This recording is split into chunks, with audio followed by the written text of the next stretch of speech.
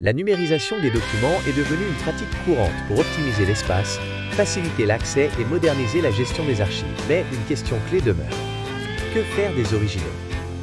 Certains documents physiques ont une valeur légale qui ne peut pas être remplacée par une version numérique. Question.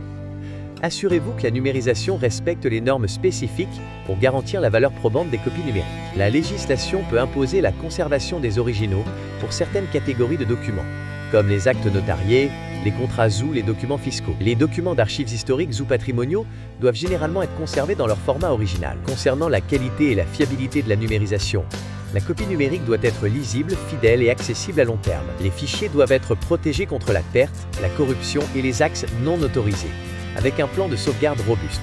Valeur patrimoniale et historique. Certains documents peuvent avoir une valeur intrinsèque qui justifie leur conservation physique, même si une copie numérique existe. Les documents doivent être examinés avec l'aide d'un archiviste professionnel pour déterminer leur importance à long terme en tant que témoignage historique ou culturel. Une destruction prématurée peut entraîner une perte irréversible en cas de défaillance technique OU, de mauvaise gestion des copies numériques.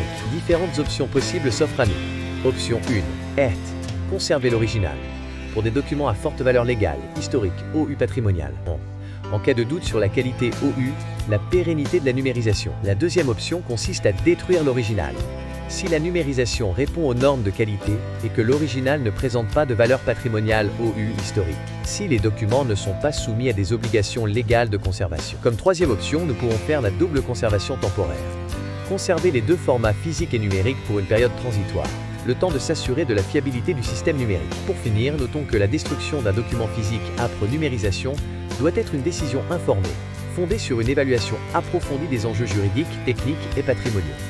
En cas de doute, il est préférable de conserver l'original et de consulter un archiviste professionnel. Nous verrons prochainement comment analyser à travers un modèle de grille d'évaluation des risques que je mettrai à votre disposition pour l'élimination OU, la conservation d'un dossier et documents papier après numérisation.